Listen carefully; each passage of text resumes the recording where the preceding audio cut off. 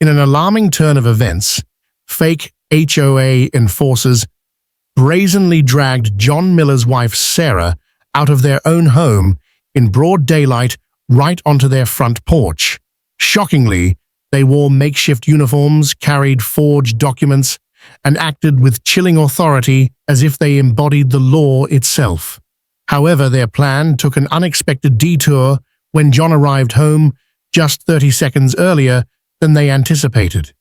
Suddenly, everything changed. Just wait until you see how this suburban nightmare unraveled and why justice, in the end, struck with an unforeseen force. Under a sky smeared with the colors of dusk, John Miller drove home, enveloped in the kind of tired contentment that only follows genuine achievement. The major deal he'd been chasing for months had finally closed. Tucked neatly on the back seat of his dusty blue pickup truck was a long, narrow box, his reward. Inside lay a brand-new hunting shotgun, not merely a tool, but a symbol, a man's gift to himself. For once, the world seemed to slow down just enough for him to catch his breath. His knuckles eased their grip on the steering wheel. The past year had been undeniably brutal, endless hospital visits, pervasive fear, and sleepless nights spent watching his wife Sarah fade into a ghost of her former self. But now, thankfully, she was back. Not perfect, still pale around the eyes perhaps, but undeniably alive.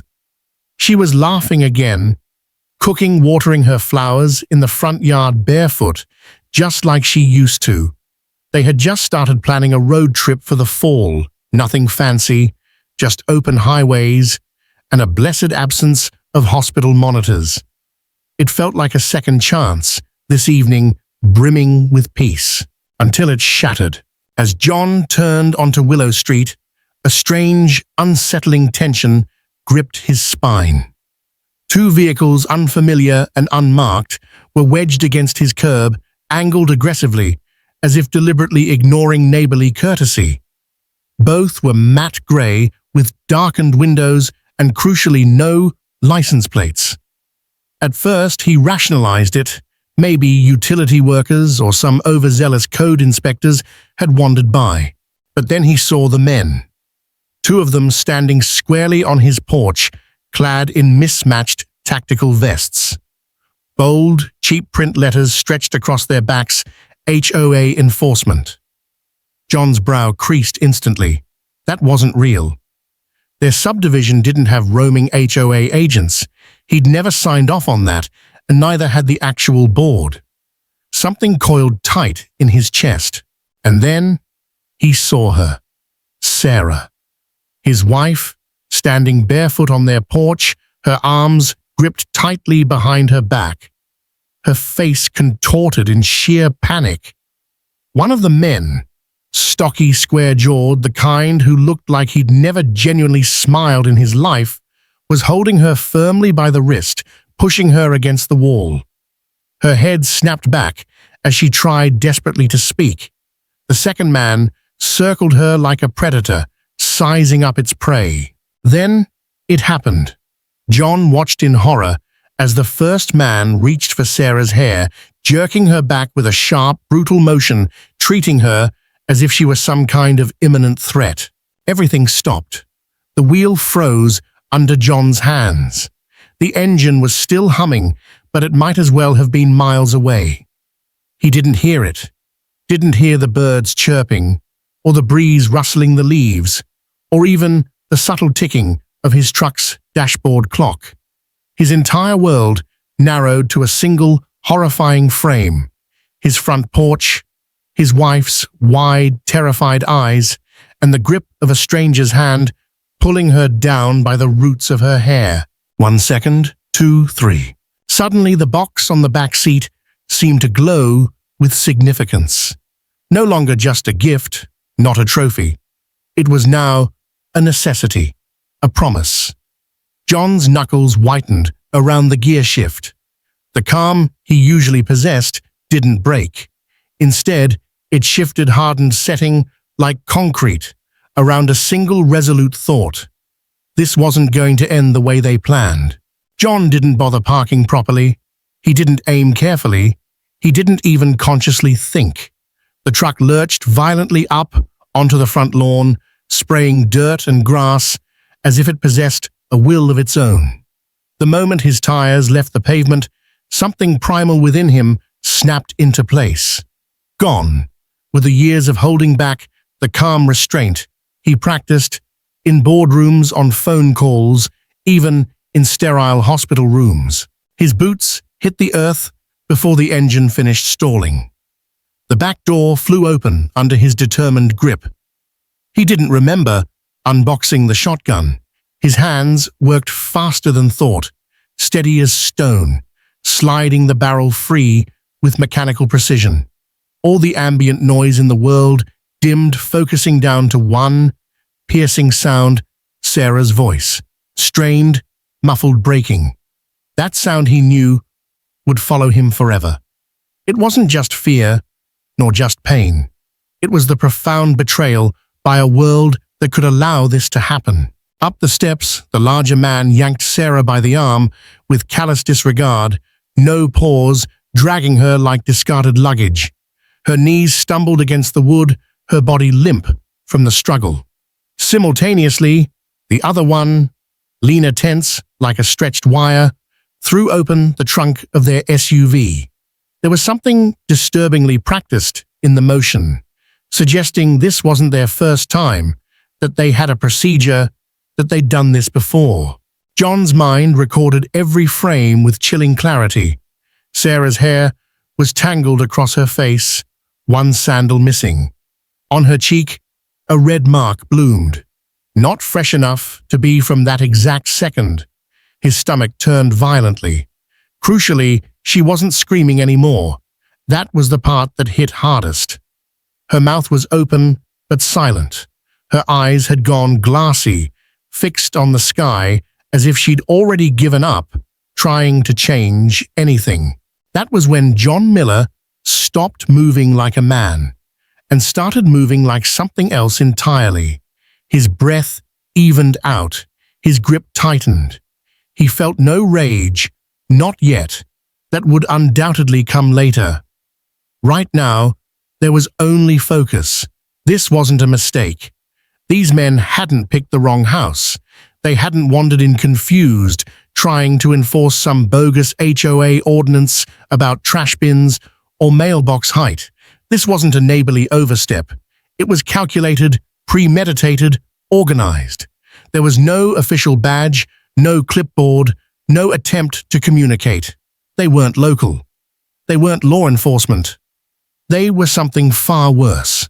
And this patch of ground, this porch, this woman they dared to lay hands on, this was John's line in the dirt.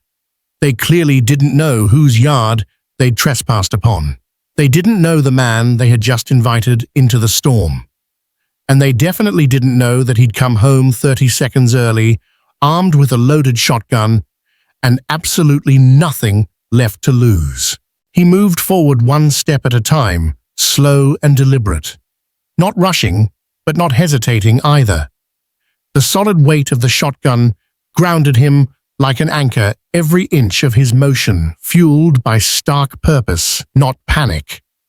The dry grass crunched under his boots, and with each footfall, the distance between him and the men on his porch melted away.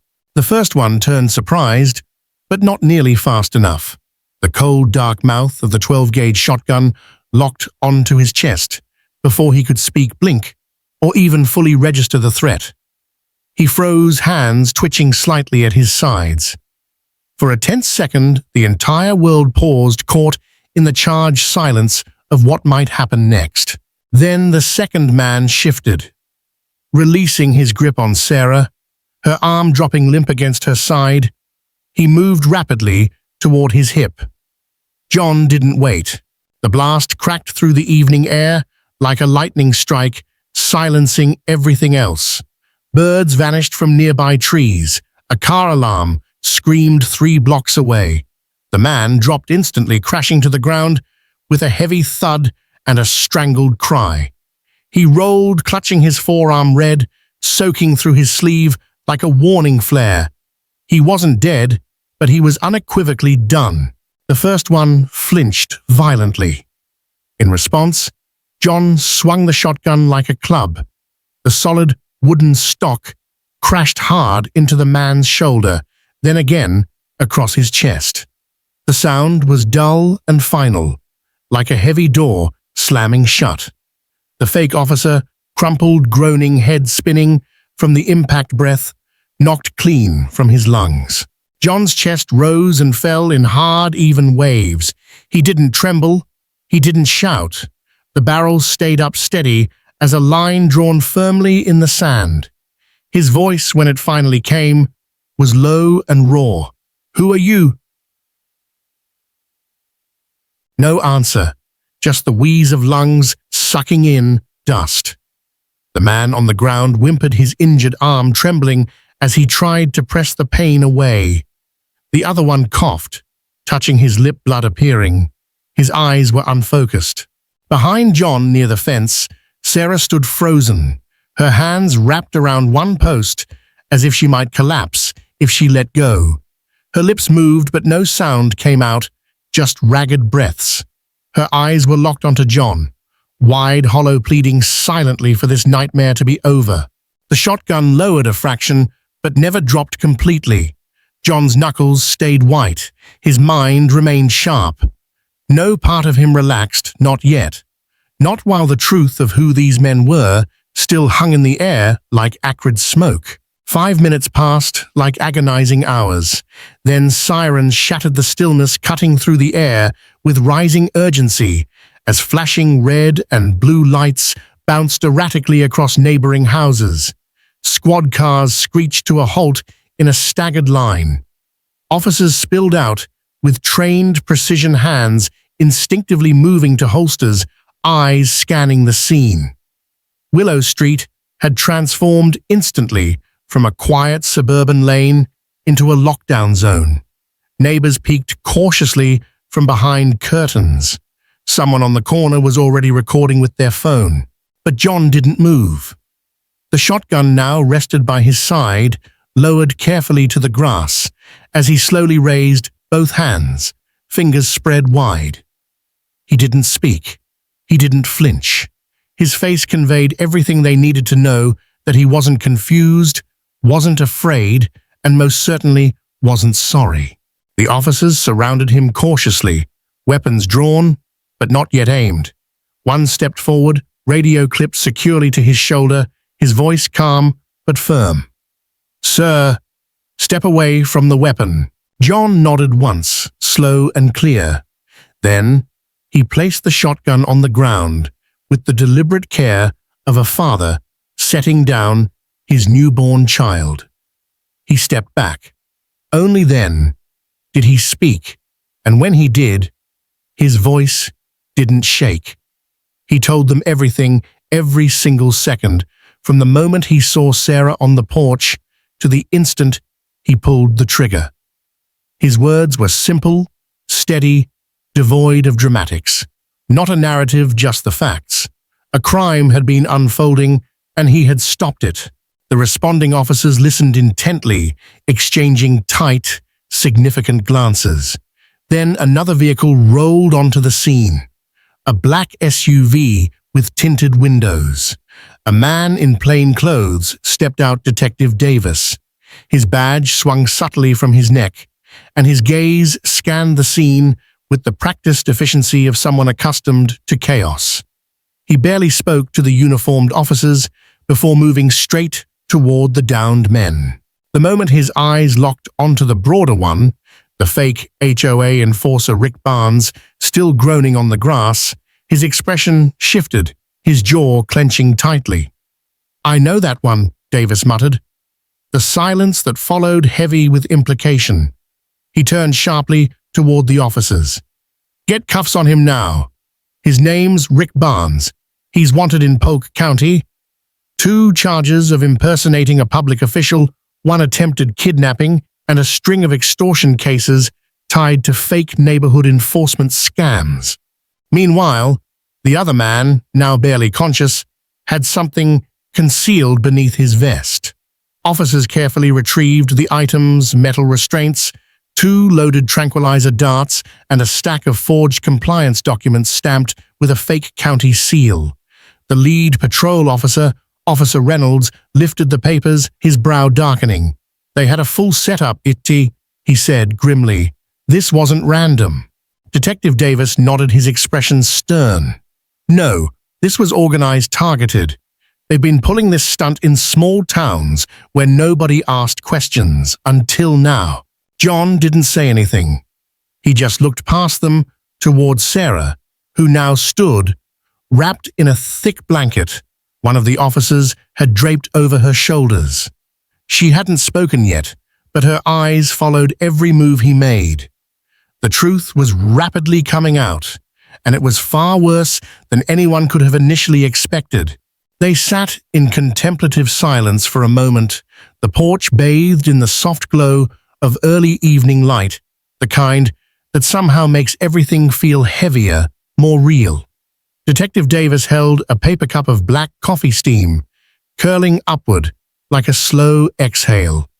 Across from him, John sat stiffly in a folding chair provided by an officer, arms crossed, eyes locked on the distant horizon, but not truly seeing it.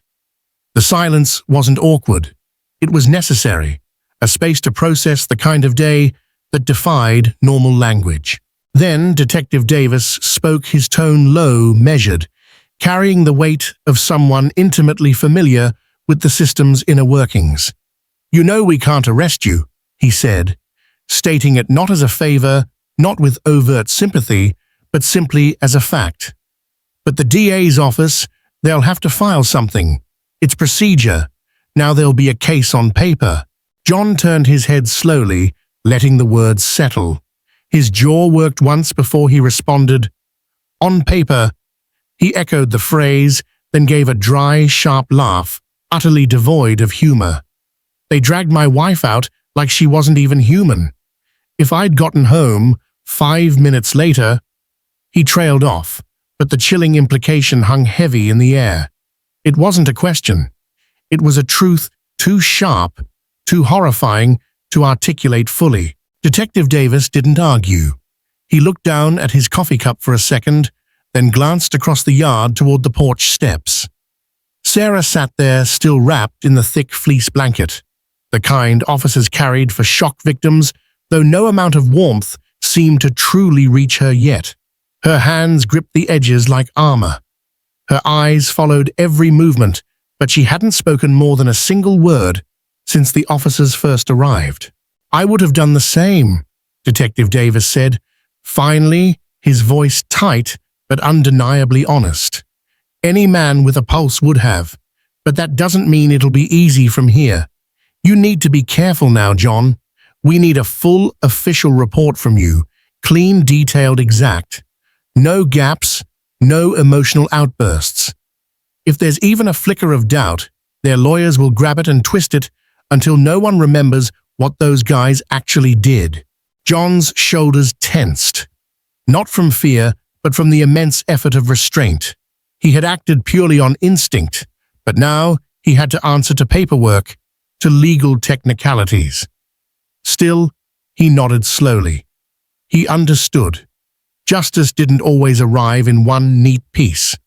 Sometimes it came in fragments, truth-proof process.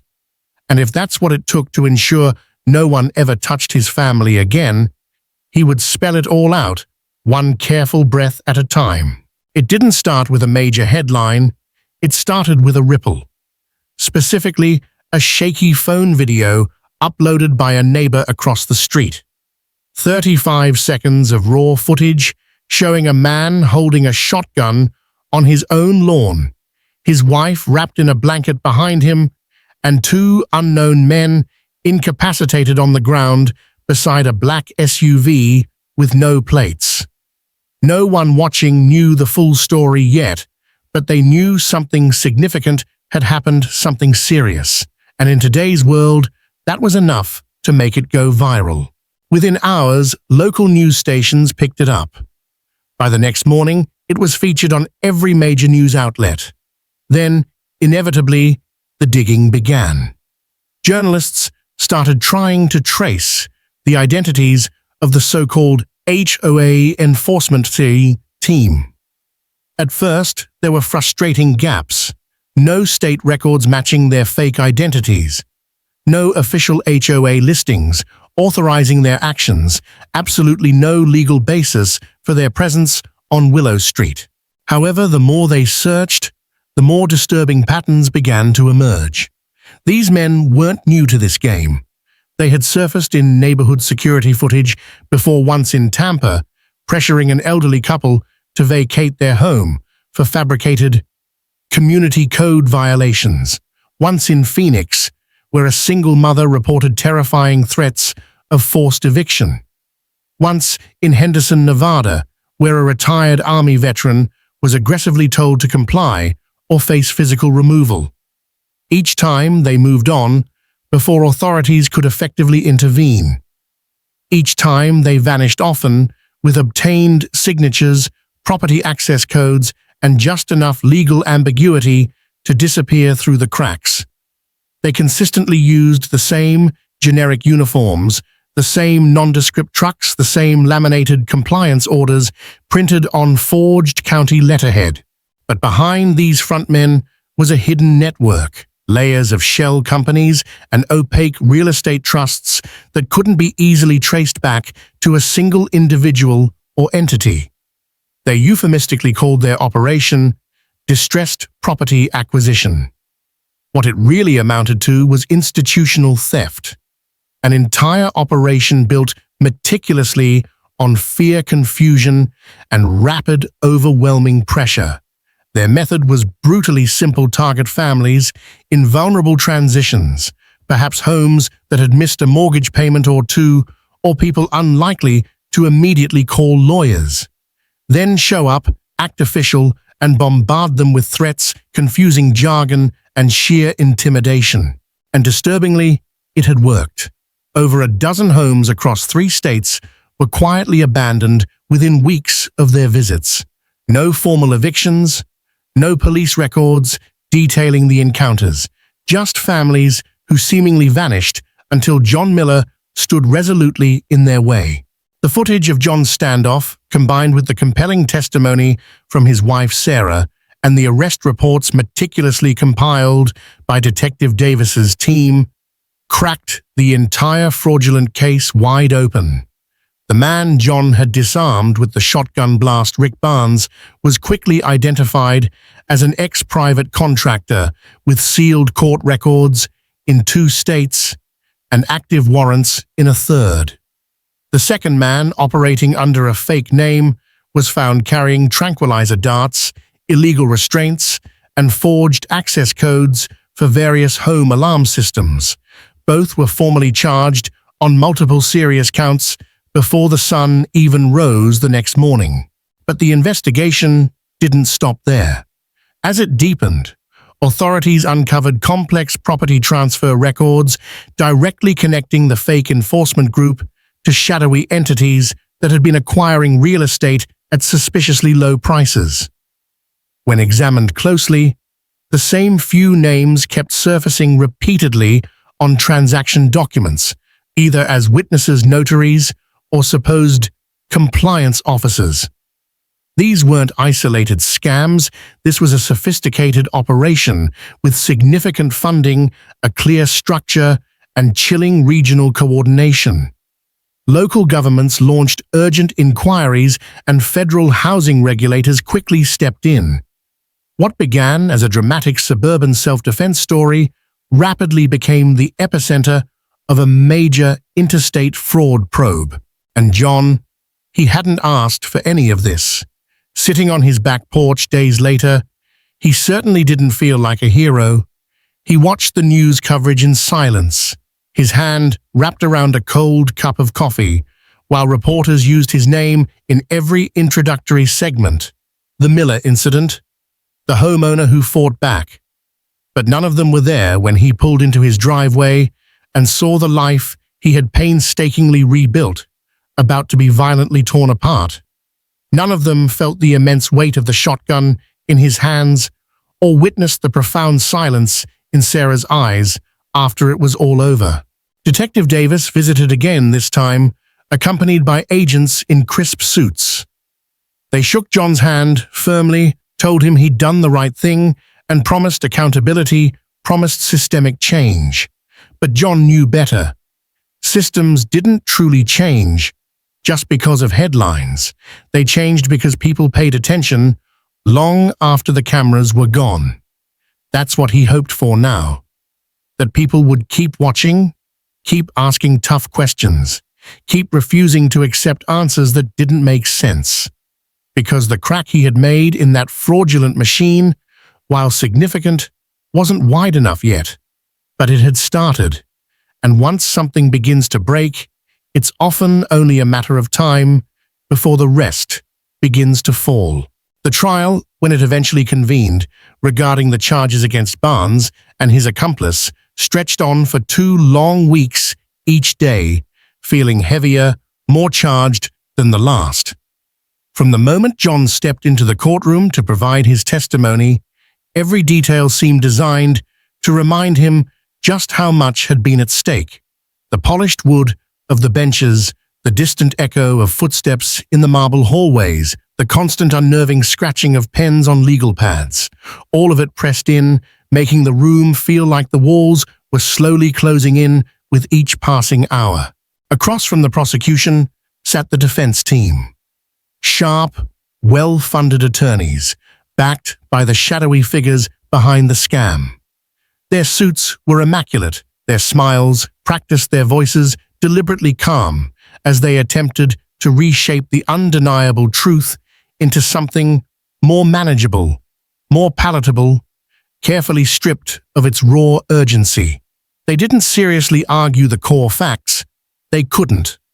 There was video evidence, there were eyewitnesses, there were detailed medical reports documenting Sarah's injuries. Instead, they leaned heavily on tone. They meticulously painted John as reactive, reckless, a man who allegedly let adrenaline override sound judgment.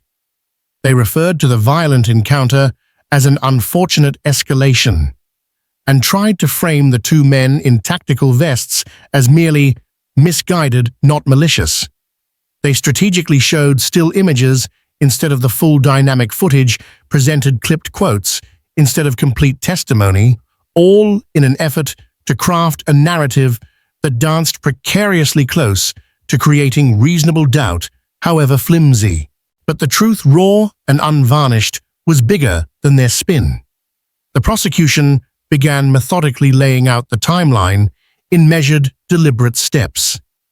They showed the footage from Officer Reynolds' helmet cam, first the moment his squad car pulled onto Willow Street, the sound of the single siren slowing to a stop, the clear, heart-wrenching view of Sarah Miller wrapped tightly in a blanket, eyes vacant, one sandal missing. Then came the security footage from the neighbor across the street. 39 seconds of raw, unavoidable confrontation. John stepping swiftly out of his truck. John shouting clear warnings. John firing low and wide, demonstrably not to kill, but unequivocally to stop the assault. Every second of that footage spoke louder than any carefully crafted courtroom plea. Medical experts followed, describing the distinct bruising on Sarah's wrists, the noticeable swelling across her cheekbone, and the documented physical symptoms of extreme acute distress. One experienced trauma nurse testified that, in her professional opinion, the level of force used by John decisively intervened in a situation that could very well have escalated into irreversible harm or worse. Her words hung heavy in the suddenly silent courtroom. No one interrupted. Neighbors testified next, each one, describing the jarring noise, the palpable panic, the wave of fear that swept through their normally quiet street that evening. A retired teacher mentioned it was the first time in her 30 years living there she had ever witnessed anything remotely like it. A teenager recalled hearing Sarah's voice, choked and shaking, long before the sirens arrived. And then there was Detective Davis. He took the stand, last, exuding quiet authority. He described the scene upon his arrival, his own immediate recognition of one of the suspects' barns, and the damning evidence they recovered from the impounded SUV restraint syringes filled with sedatives and forged documents explicitly tied to a known sophisticated real estate fraud network operating across 3 states. He made it unequivocally clear this wasn't vigilantism, this wasn't random chaos. This was a husband stepping in decisively when no one else could, protecting his wife from immediate unlawful danger. Finally, all eyes in the room turned to Judge Thompson. He was a man known for his judicial balance, for rarely raising his voice, and for choosing words that were often remembered long after the official transcript was filed away. That morning, the entire courtroom sat utterly still as he rose from behind the imposing bench, his black robe swaying slightly. He looked deliberately across the room, his eyes scanning both sides, defense, prosecution, the packed gallery, the attentive press. His voice, when he spoke, was steady, not grand or theatrical, but grounded in something unshakable. This court has reviewed all presented evidence, he began, including witness testimony, expert analysis, and law enforcement records. What occurred on the evening in question was not an act of aggression, but fundamentally an act of intervention. Mr. Miller responded directly to an immediate and unlawful threat to his wife's safety on his own property. He paused, then, letting the profound silence settle before continuing. The force he used was proportionate, precise, and ultimately restrained. In fact, it is the considered opinion of this court that had Mr. Miller not returned home precisely when he did, the consequences for his wife could have been far more severe. He paused again, his gaze sweeping the room. The court finds no basis whatsoever for criminal liability against Mr. Miller. No charges will be filed. This case concerning him is dismissed. There was no outburst, no cheer, just stillness, heavy, almost sacred, like the profound quiet that falls after a violent storm finally breaks. John closed his eyes, not in triumph, but in sheer, bone-deep exhaustion. Every second of that horrifying night had replayed relentlessly in his mind over and over for weeks. Each choice, each breath, each terrifying moment when things could have gone irrevocably differently. Now, for the very first time since that evening, it felt like he could finally stop holding his breath. He felt Sarah's hand before he saw it, her fingers settling gently, reassuringly on his shoulder. She stood behind him, wrapped in a light shawl, her posture noticeably straighter than it had been in days. Her eyes still carried the faint echo of fear, but her grip was strong. She was standing again, breathing freely again. And for John Miller at that moment, that was more than enough. 2 months had passed since that day in court, though. For John Miller, it didn't feel quite like a simple countdown. There was no distinct ticking clock, no clear dividing line between before and after. Instead, there was just the slow, quiet return of things that had once seemed utterly ordinary. Grass growing undisturbed along the fence line. Again the mail arriving predictably on time. Sarah humming softly while folding laundry by the sunlit window. But some things had irrevocably changed, and for good. The fence surrounding their property had been replaced. Taller, now significantly stronger, with reinforced posts and a new, heavy-duty locking gate that clicked shut with a solid, reassuring sound that made John's shoulders ease slightly every single time he heard it. The security cameras were smarter too. Motion-sensitive, equipped with live alerts, connected directly to secure cloud storage, all synced conveniently to his phone. It wasn't about paranoia, It was simply about reclaiming a measure of peace of mind. However, more important than any hardware were the changes within the house, within its inhabitants. John saw it in the subtle way Sarah now moved through their kitchen, without instinctively glancing over her shoulder, in the way she watered the flowers out front again, this time with her head held noticeably higher, and in the way she stood straighter, more confidently, when she spoke to neighbors at the local market. The fear hadn't vanished entirely, perhaps it never would, but it had been largely replaced by something quieter, yet stronger, awareness resolve. They didn't forget what had happened, couldn't forget, but they were no longer controlled by it. I grabbed my phone for light and checked our security cameras. They were completely dead too. Peering through the window, I noticed every other house on the street still had power. "This isn't the storm," I whispered, a chill crawling up my spine. A sharp knock at the back door made us all jump. I grabbed Mum's old aluminum baseball bat and crept cautiously toward it. Through the glass, I saw Mrs. Diaz holding a flashlight, her face pale. "They cut your power line," she said breathlessly when I let her in. "I saw them from my kitchen window, Brenda's son and 2 other men." "Did you call the police?" I asked desperately. She shook her head sadly. "The police chief is Brenda's cousin, but," she added, holding up her phone, "I recorded it." The video clearly showed 3 figures unmistakably wearing HOA jackets cutting our power line in the dead of night. "This is clear evidence of criminal tampering," Maya exclaimed. "We need to—" A loud crash from the living room cut her off. Someone had thrown a brick through our front window. Attached was a menacing note, "Final warning." Mum wheeled herself resolutely toward the broken glass, fury replacing fear in her eyes. Enough playing defense. The next morning, despite having no power, we launched our counterattack. Maya filed official complaints with the State Housing Authority while I contacted local news stations. "You want a story about HOA corruption?" I told the investigative reporter. "I've got hard evidence of systematic discrimination against disabled residents."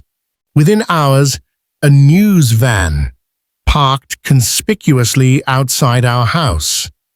Brenda appeared almost immediately, designer heels clicking sharply on the sidewalk. "This is private property," she shrieked at the crew. "No filming without HOA approval." "Public street," the reporter countered calmly. "First Amendment."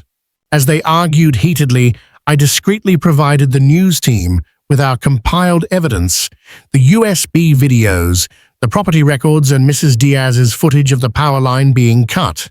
"This is defamation," Brenda screeched when she realized what was happening. "I'll sue you into bankruptcy." "Truth is an absolute defense against defamation," Maya called out coolly, earning a death glare from Brenda. The segment aired that evening, powered by a generator.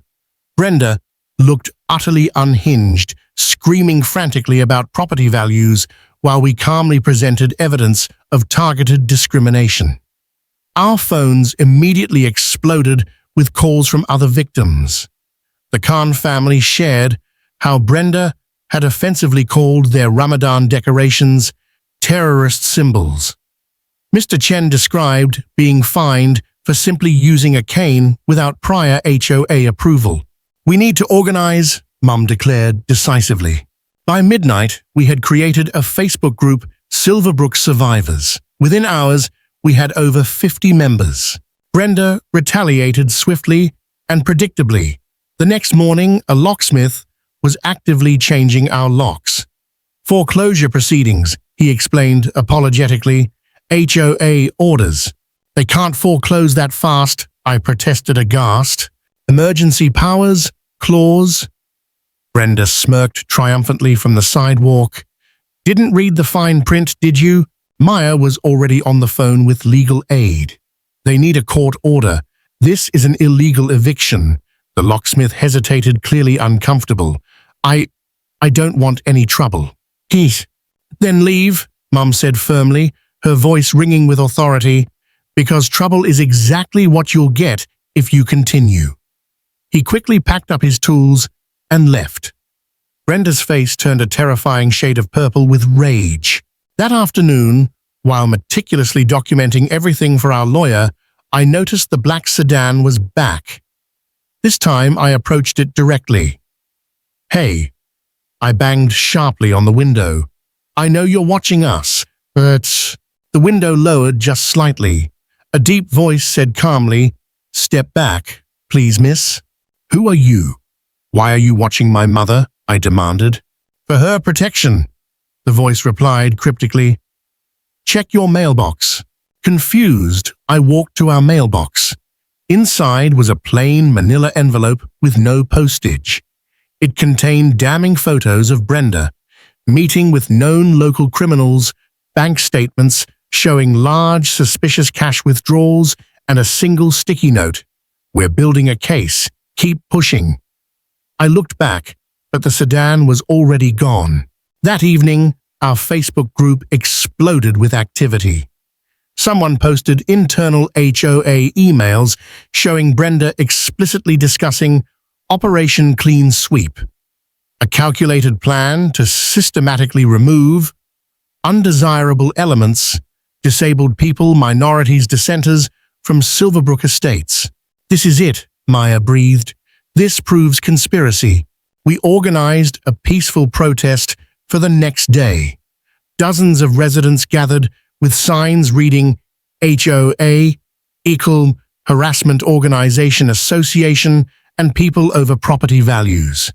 Predictably, Brenda called the police, claiming we were trespassing on HOA common areas. Officer Miller, Brenda's brother-in-law, arrived, but to everyone's surprise, he looked distinctly uncomfortable. "This is a legal assembly," he told a sputtering Brenda. "I can't remove them without cause." "I'm your family," she hissed furiously. "And I'm a sworn officer," he replied steadily. "The law comes first."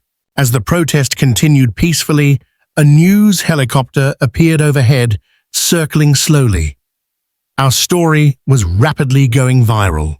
That night, Mum received a call from the mysterious number on the blank business card. "Mrs. Thompson, tomorrow 9 a.m., Federal Courthouse. Bring everything you have." "Who is this?" Mum asked.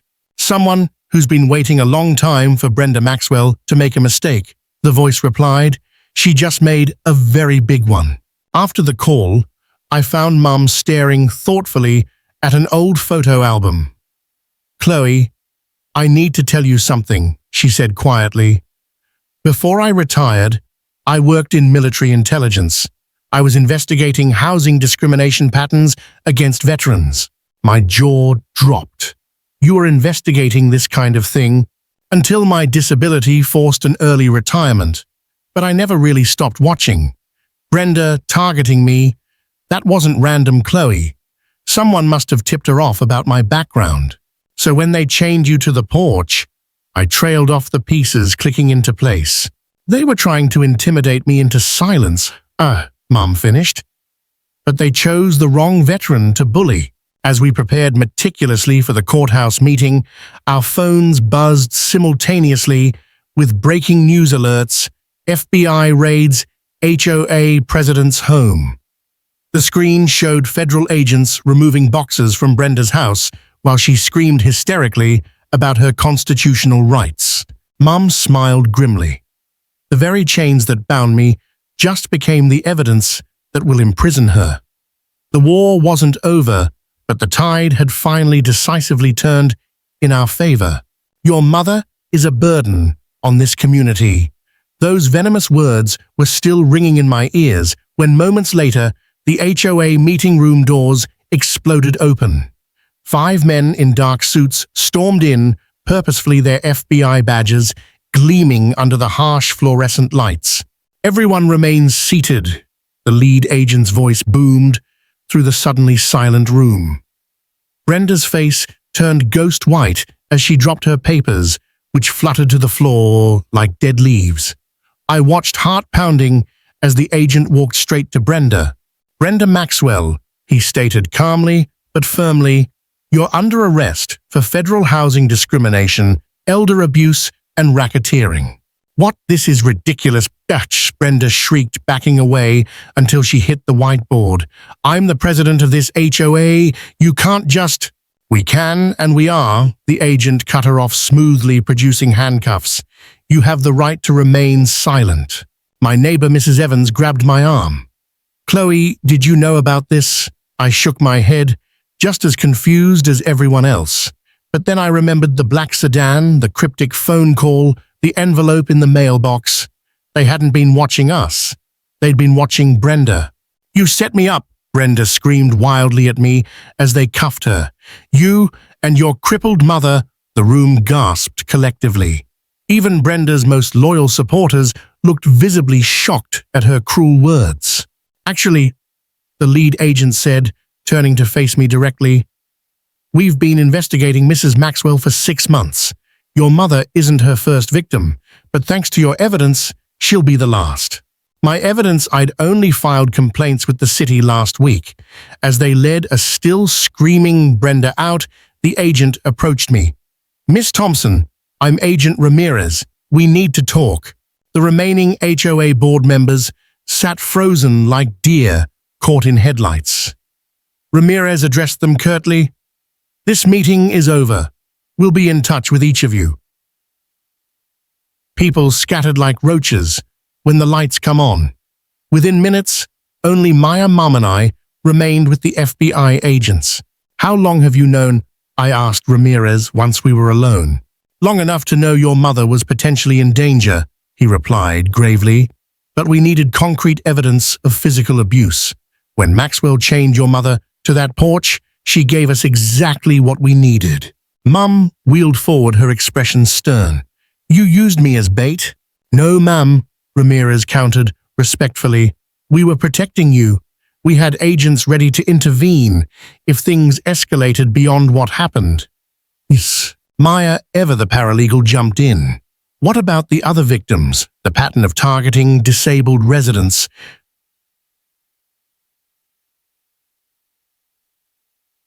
Ramirez nodded grimly. We've documented 37 cases across 3 states so far. The Maxwells would infiltrate HOAs, systematically harass protected class residents, elderly, disabled, minorities, until they sold their homes cheap. Then they'd flip the properties for huge profits. But why my mom specifically? I pressed. Why chain her up? Ramirez exchanged a look with his partner. That's complicated. Can we continue this conversation at your house? 20 minutes later, we sat in our living room as Agent Ramirez spread files across our coffee table, photos of other victims, damning financial records, email chains. The scope of the operation was staggering. Mrs. Thompson, Ramirez began carefully. Are you aware that Brenda Maxwell's husband, Robert Maxwell, served in the same military unit as you? Mom's coffee cup clattered against its saucer. That's impossible. I'd remember him. Not at the same time, Ramirez clarified. He was discharged for misconduct 2 years after you retired, but he had access to personnel files. My stomach dropped. He knew Mom was military intelligence. We believe so. When the Maxwells moved to Silverbrook and saw your mother's name on the resident list, they panicked. They likely thought she might be investigating them, given her background. Mum laughed bitterly. I've been retired for 10 years. I just wanted to enjoy my garden. Their paranoia, ironically, might have been your protection, Ramirez explained. They were so focused on neutralizing you as a perceived threat that they got sloppy. The physical restraint, the blatant discrimination, it all created an undeniable paper trail. Maya was furiously taking notes. What about the other board members? Are they complicit? Some definitely are. We're currently sorting through who knew what, Ramirez replied, pulling out another file. But here's what's interesting. 3 board members came to us last month. They were afraid of Brenda, but unsure how to stop her. Who? I demanded. I can't say yet, but they've been discreetly feeding us information. Mum rubbed her temples wearily. So this whole time, while I thought my neighbors hated me, some were terrified of losing their own homes if they defended you. Ramirez finished gently. Brenda Maxwell ruled through fear. Just then, the doorbell rang, making us all jump. Ramirez's hand instinctively went to his hip, where I assumed he kept his gun, but he relaxed when Maya checked the peephole. "It's Mrs. Evans and a few others." And Ramirez nodded. "Let them in." It's time the neighborhood knew the truth. What followed was surreal. Neighbors I thought supported Brenda filed in, many in tears. Mrs. Evans spoke first, her voice trembling. "Chloe, your mother. We wanted to help, but Brenda threatened to foreclose on our homes. She had dirt on everyone." Mr. Davis, who'd initially complained about Mum's wheelchair ramp, hung his head in shame. "She said she'd report my son's visa status if I didn't file complaints against Margaret." Story after heartbreaking story poured out. Brenda had blackmailed, threatened, and manipulated the entire neighborhood. The fake violations against Mum were just the visible tip of a massive, rotten iceberg. "Why didn't anyone call the police?" I asked, frustration building. "We did," Mrs. Evans said sadly, "but Brenda's brother-in-law is a sergeant. Complaints just disappeared." Ramirez nodded grimly. "That's precisely why the FBI got involved. Local corruption." Mum reached for my hand. "Chloe, honey, I knew something was deeply wrong. That's why I insisted on sitting out on the porch that day." I stared at her in disbelief. "You knew she'd escalate her." "I knew she'd do something stupid if I pushed her buttons," Mom admitted. "I just didn't expect actual chains." Her military bearing returned instantly. "Sometimes you have to let the enemy overplay their hand." Ramirez smiled faintly. "Your mother's instincts haven't dulled a bit, Miss Thompson. She made our job significantly easier." "So what happens now?" Maya asked, ever practical. "Now," Ramirez declared, "we dismantle the entire operation. We have enough evidence to bring down not just the Maxwells, but their entire network. But we need your help." "Our help," I echoed. "Testifying, providing documentation, and—" Ramirez hesitated slightly. "We'd like to use your house as a temporary command center. Brenda's key accomplices don't know they're compromised yet." Mum straightened in her wheelchair. "You want to run a sting operation from my living room?" "If you're willing," Ramirez confirmed. I looked at Mum, thinking of all she'd endured. The humiliation, the pain, the isolation. Then I saw the familiar fire ignite in her eyes, the same fire that had carried her through 20 years of distinguished military service. "They messed with the wrong family," Mum declared firmly. "When do we start?" Ramirez grinned. "How about right now? We've got surveillance equipment ready in the van." As agents began setting up cameras and computers in our spare room, transforming it remarkably quickly into something out of a spy movie, our doorbell rang again. This time, Ramirez himself answered it. A man in an expensive suit stood there, clutching a briefcase. "I'm Kenneth Maxwell's attorney," he announced stiffly. "I have a message for Mrs. Thompson." Kenneth was Brenda's father, the head of Harrison Development. Ramirez stepped aside deliberately, letting the lawyer see the room bustling with FBI agents and equipment. The lawyer's professional composure visibly cracked. Perhaps I should come back later," he stammered. "No," Mum called out clearly from her wheelchair. "Deliver your message. We're all friends here." "Listen," the lawyer swallowed hard, looking distinctly uncomfortable. "Mr. Maxwell is prepared to offer a substantial settlement if you drop all charges and sign a non-disclosure agreement." The room fell utterly silent. Then Mom laughed, a full, rich sound I hadn't heard in months. "Tell Mr. Maxwell," she said sweetly, but with an edge of steel, "that he can take his settlement and shove it somewhere the sun doesn't shine. I'm just getting started." The lawyer scurried away like a rat fleeing a sinking ship. Our house officially transformed into FBI headquarters before my very eyes. Agents installed cameras, computers, and recording devices, while Mum directed traffic from her wheelchair like a seasoned general commanding troops. "Put that camera there," she ordered, pointing decisively to a bookshelf. "It'll catch anyone approaching the front door." "Sir," Ramirez watched with open amusement. "Mrs. Thompson, you're a natural at this." 20 years in military intelligence, Mum replied with a sly wink. "You think this is my first rodeo?" That's when the next bombshell dropped. Ramirez pulled me aside, his expression suddenly serious. "Chloe, there's something else you should know. Your mother wasn't just any intelligence officer." "What do you mean, that?" "She specialized in domestic terrorism and organized crime. In fact, before she retired, she was actively investigating housing discrimination patterns across the country." My jaw dropped again. "She never told me." "She couldn't. Most of her work is still classified," Ramirez explained, glancing towards Mom, who was now patiently showing a young agent how to properly hide a microphone in a floral arrangement. "We think she recognized something in Brenda Maxwell's behavior early on that triggered her old instincts. That's why she kept such detailed notes of every single violation," I realized aloud. "She was building a case." "Exactly. Your mother's been helping us build this case without even knowing it." Just then, Maya burst through the front door, laptop in hand. "You guys need to see this," we gathered around as she pulled up social media feeds. Brenda's arrest video had indeed gone viral, but that wasn't what caught my attention. "Look at the comments," Maya urged, scrolling down.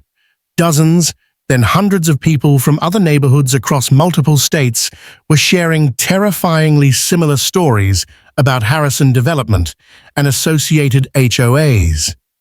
The scope was far bigger than we'd even imagined.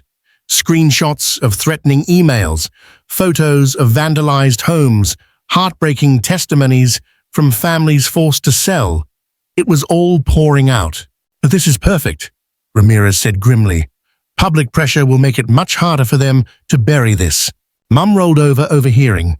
"Speaking of pressure, when do we start the sting operation?" "Tonight," Ramirez confirmed. "We've identified 3 HOA board members still actively working with Kenneth Maxwell. They think Brenda's arrest was just about the chaining incident. They don't know we have evidence of the entire scheme." "What's the plan?" I asked nervously. "Simple. We leak information suggesting your mother has found documents proving the wider conspiracy. Then we wait to see who comes looking for them." "You're using Mom as bait again," I protested. "No," Mum interjected, firmly cutting me off. "I'm volunteering. These people terrorized our neighbors. They made Mrs. Evans' husband die, thinking he'd lose his home. They threatened to deport the Khan boy. Someone has to stop them, Chloe." That evening, we carefully executed the plan. Maya strategically posted on the neighborhood Facebook group that Mum had found some interesting old documents while cleaning out our files. Within an hour, our newly installed security cameras caught someone sneaking furtively around our backyard. "That's Tom Sullivan," I whispered, watching the monitor intently. "He's on the HOA board." Tom tried our back door, found it locked, then moved stealthily to a window. What he didn't know was that FBI agents were waiting silently inside our garage. FBI freeze, floodlights blazed, catching him red-handed with lockpicks and a flashlight. During questioning, he spilled everything: names, dates, bank accounts. The Maxwells had been paying board members for years to systematically harass residents. But Tom revealed something crucial. Brenda keeps the real records, everything: the bribes, the threats, the forged documents, in a safety deposit box. "Where?" Ramirez demanded. "First National Bank, box 307, but only she can access it." Ramirez made a quick call. 20 minutes later, he had news. "Judge granted the warrant. We're getting that box first thing tomorrow morning." Mum yawned elaborately. "Well, this old lady needs her rest. Crime fighting is exhausting at my age." After everyone left, I found Mum in the kitchen, staring thoughtfully out the dark window. "You okay?"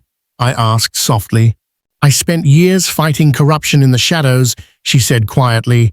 I thought retirement meant finally leaving all that behind, but evil doesn't retire, does it? Is that why you never told me about your real job? She turned her wheelchair to face me directly. I wanted you to have a normal life, Chloe, not one constantly looking over your shoulder, suspicious of everyone. But you trained me anyway, didn't you? I realized. All those games we played growing up, teaching me to notice details, read people think strategically. Mum smiled a little guiltily. Guilty as charged. A mother prepares her child for the world she knows. The next morning, Ramirez called with electrifying updates. We got the safety deposit box. Chloe Brenda documented everything like she was proud of it. We found records going back 15 years across 6 states. How many families? I asked, dreading the answer.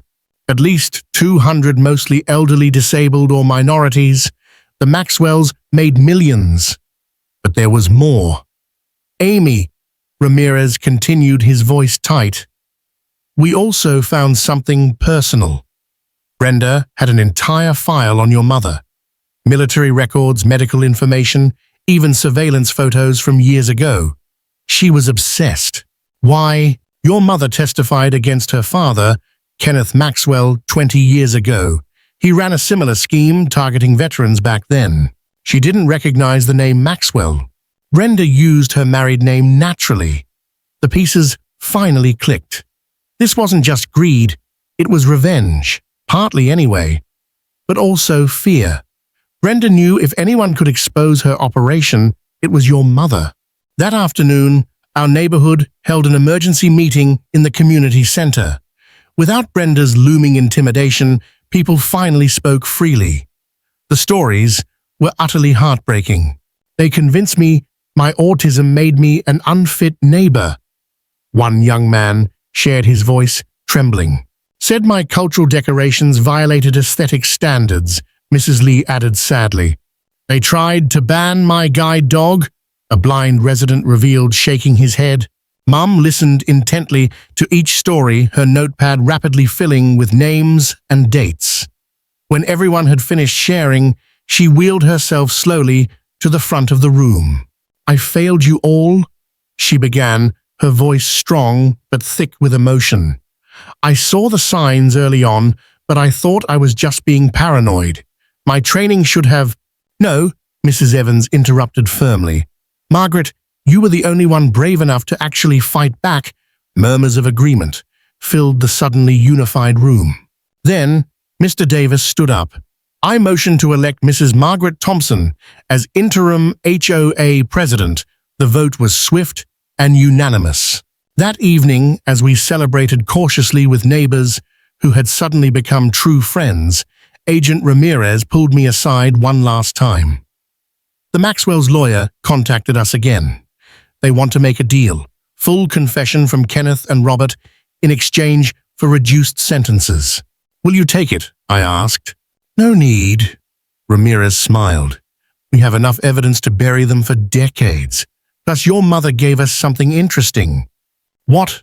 Turns out, she legally kept copies of every unclassified report she ever filed, including a 10-year-old investigation into housing discrimination that specifically mentions shell companies matching the Maxwell's exact pattern. I laughed, shaking my head in amazement. She knew all along. Not specifically, whoosh, Ramirez admitted, but she suspected. That's why she moved here after your father passed. She was hunting without even realizing it. Looking at Mum now, surrounded by grateful neighbors, I saw her clearly.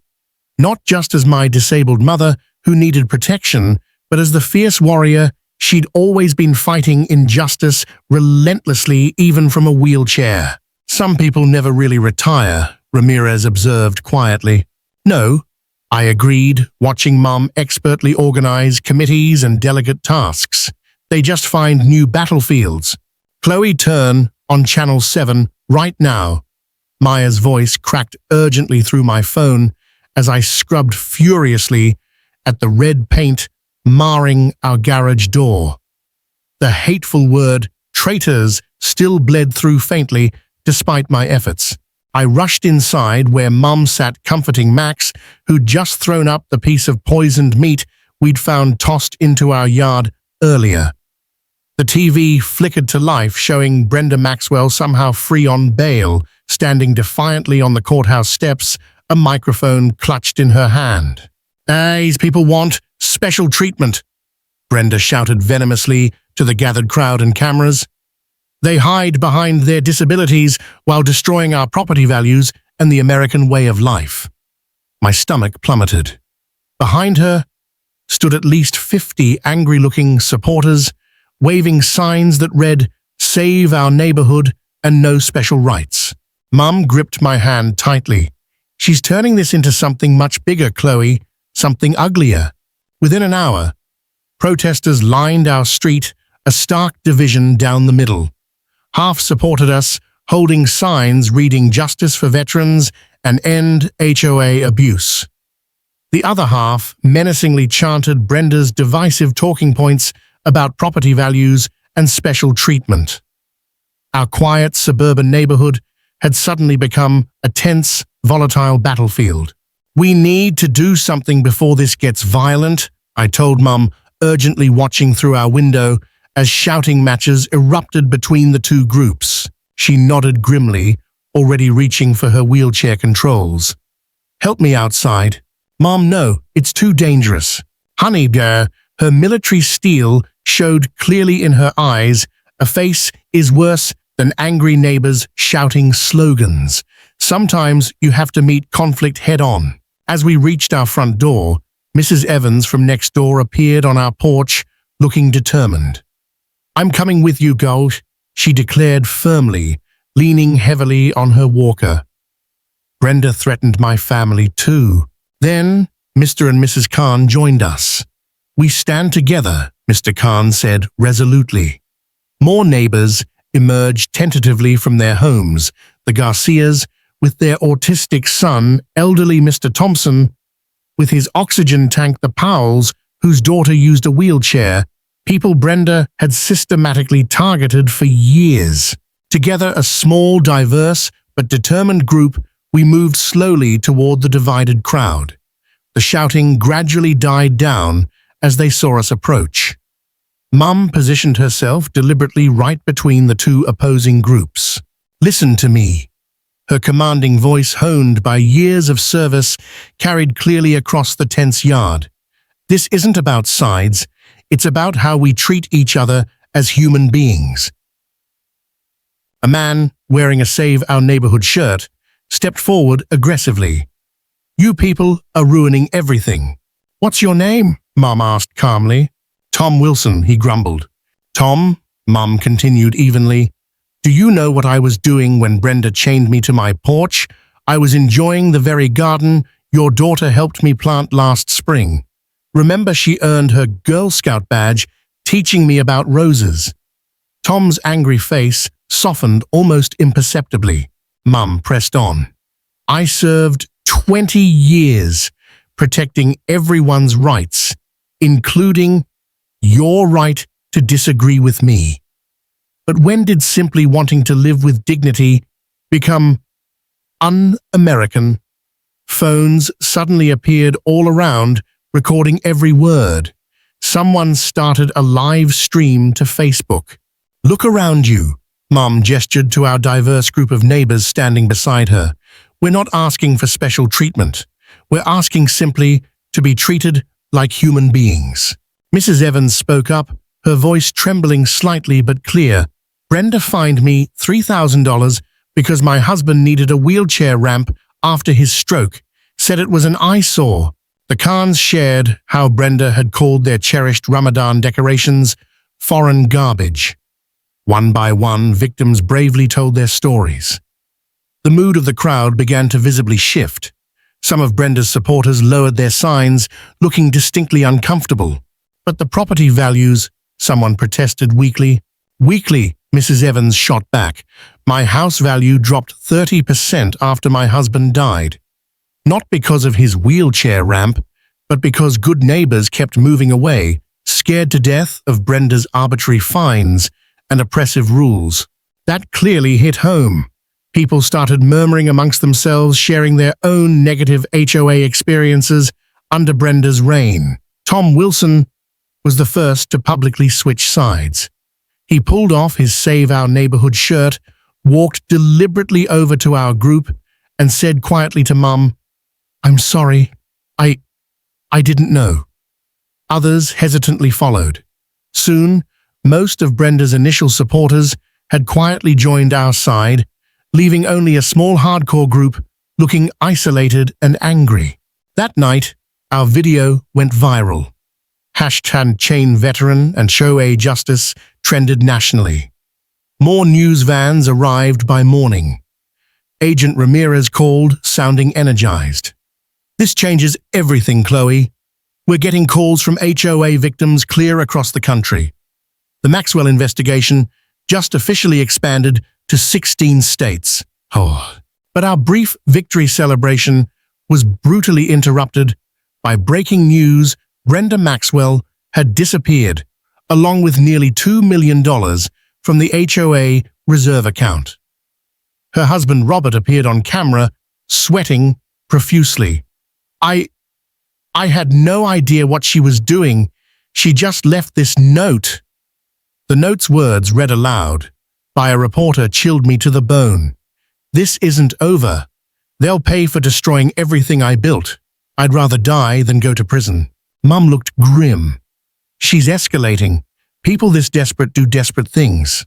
At 3:00 a.m., we woke to Max barking frantically. Through the window, we saw horrifying orange flames licking the night sky. Someone had set fire to the community center, the very place where we'd temporarily stored all our physical evidence against Brenda. As sirens wailed and neighbors gathered numbly in pajamas, I realized with sickening clarity, this wasn't just about an HOA dispute anymore. Brenda had declared war. Fire trucks battled the roaring blaze, while I frantically called Agent Ramirez. All our evidence, it was in there. The documents, recordings, everything. "Calm down, Chloe," Ramirez said reassuringly.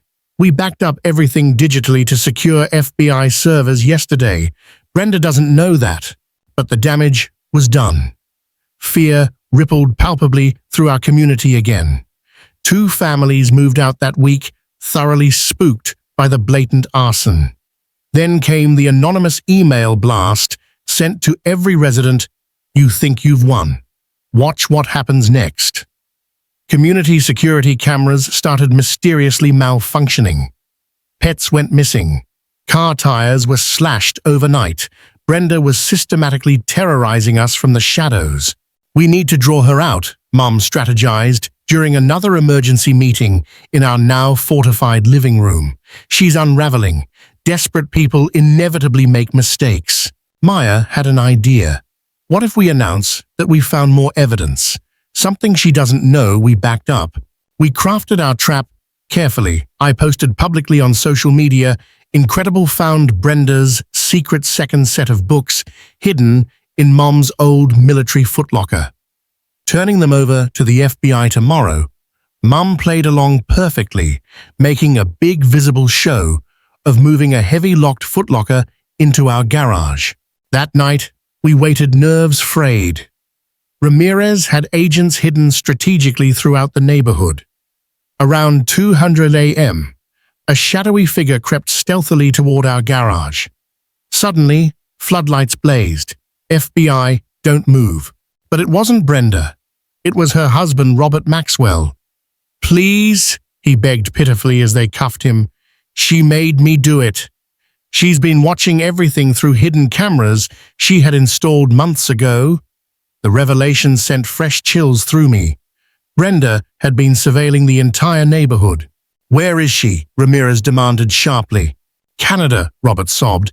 "She has a fake passport, but she's coming back. She said she has one more surprise planned."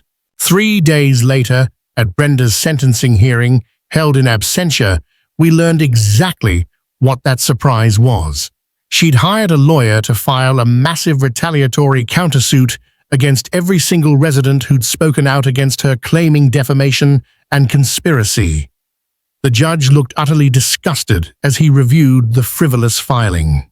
"Mrs. Maxwell, wherever you may be," the judge stated sternly, his voice echoing in the courtroom, "let me be unequivocally clear.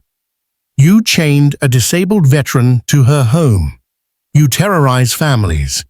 You embezzled substantial funds, and now you are attempting to blatantly abuse the legal system." He turned to us, the gathered residents. "This lawsuit is summarily dismissed with prejudice. Furthermore, I am issuing a bench warrant for Mrs. Maxwell's immediate arrest and freezing all known assets." But the best part came next. "Mrs. Margaret Thompson," the judge addressed Mum directly, "would you please approach the bench?" Mum wheeled forward, looking composed. "Mum, I have reviewed your distinguished military service record. Your past work investigating housing discrimination was exemplary. It seems only fitting," he smiled warmly, "that you continue that vital mission. I am hereby appointing you as special advisor to the court for all HOA-related cases in this district." The courtroom erupted in spontaneous, heartfelt applause. 2 weeks later, Brenda Maxwell was caught trying to sneak back into the country. The Canadian Border Patrol recognized her instantly from our viral video. At her real sentencing hearing, she remained defiantly unrepentant. "You're all sheep. I was protecting property values." The judge wasn't impressed. 15 years federal prison, plus full restitution to every family you harmed. As marshals led her away, Brenda locked eyes venomously with Mum. "You ruined everything," Mum responded quietly, but her voice carried clearly. "No, Brenda, you ruined yourself the moment you put chains on another human being." The aftermath brought profound, positive change. Our neighborhood elected its first truly democratic HOA board, with Mum unanimously chosen as president. She immediately implemented fair, transparent policies that protected everyone's rights, not just property aesthetics. The FBI expanded their investigation nationwide, ultimately uncovering similar predatory schemes in over 200 communities. Mum testified compellingly before Congress, leading directly to new federal protections against HOA abuse. Our community healing process took months, but it was real. We held potlucks, built wheelchair-accessible community gardens, and created a neighborhood watch that actually watched out for each other, not just property values. 1 year later, at our first annual Unity Festival, Agent Ramirez pulled me aside. "Remember wondering why the FBI was initially watching your mum had actually contacted us months before the chaining incident. She suspected Brenda's scheme based on her old instincts and was already quietly gathering preliminary evidence." Mum overheard and winked. "Military intelligence habits die hard, honey." I laughed. "So you knew all along?" "Not everything," she admitted, "but enough to be prepared when Brenda finally inevitably went too far." Today, Silverbrook Estates is known not for its inflated property values, but for its genuine values of inclusion, compassion, and resilience. Mum's Legal Defense Fund, started with community donations, has now helped hundreds of HOA abuse victims nationwide. And Brenda, she occasionally writes bitter letters from prison, still insisting she was right. We sometimes use them as examples in Mum's training sessions for new HOA boards across the state. Perfect illustrations of how power, unchecked by empathy, inevitably curdles into tyranny. The very chains meant to bind and silence my mother and terrorize our community instead forged an unbreakable bond between neighbors. Sometimes it seems the darkest acts unintentionally spark the brightest, most necessary transformations.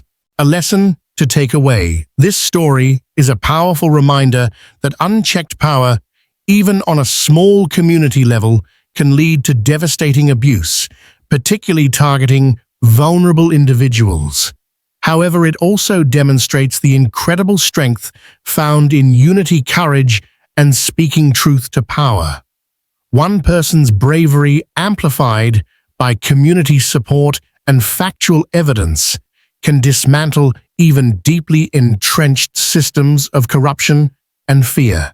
Never underestimate your own voice or the power of neighbors standing together for what's right. What are your thoughts on HOA powers? Have you ever experienced or witnessed something similar?